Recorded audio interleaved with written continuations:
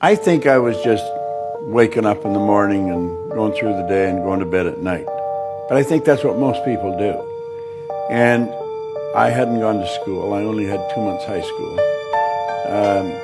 I never had a good job. But I couldn't hold a job. I wasn't a good employee. I would just do enough so I wouldn't get fired. But I got fired a lot. And I met a man, and Ray Stanford in Toronto. And I'm from Toronto. And he got talking to me. He said, "Why don't you change the way you're living?" Well, you know, it never entered my mind that I could or that I should. I didn't give any thought to it. And in looking back, I don't think most people do.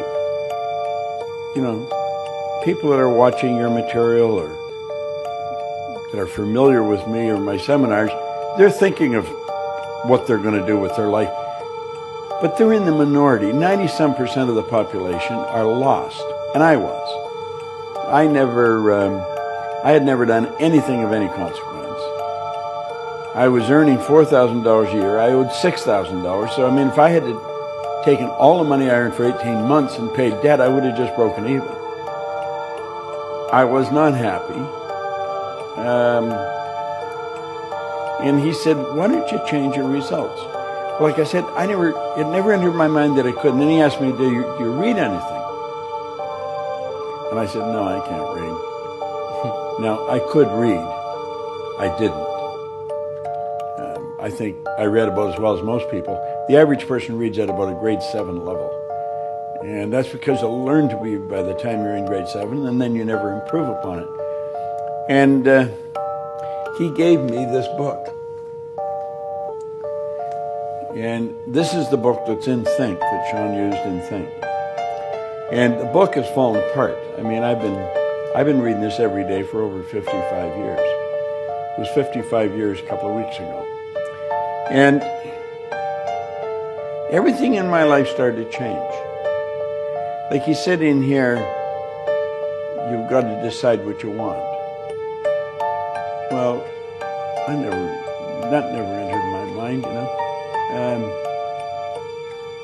I would wake up and I just wanted to get the debts off my back. I wanted to get through the day. To think that you could sit down and take a pen and write out what you want and then get it, that was the furthest thing from my mind.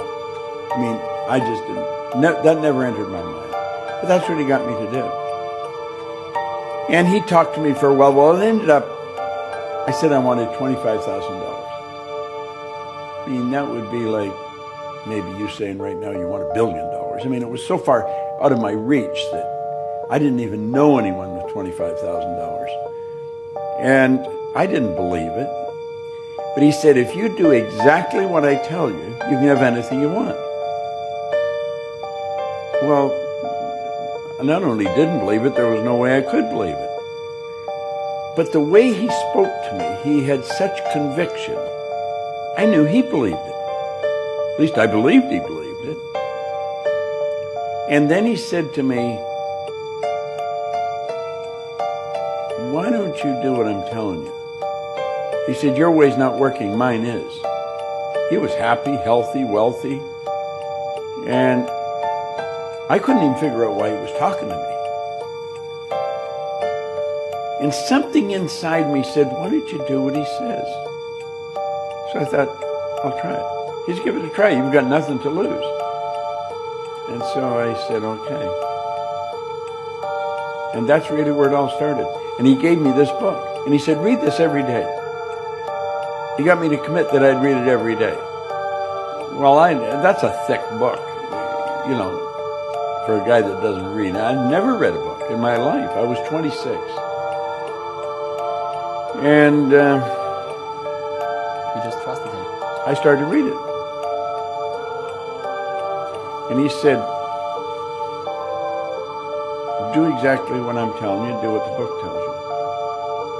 Well, my whole life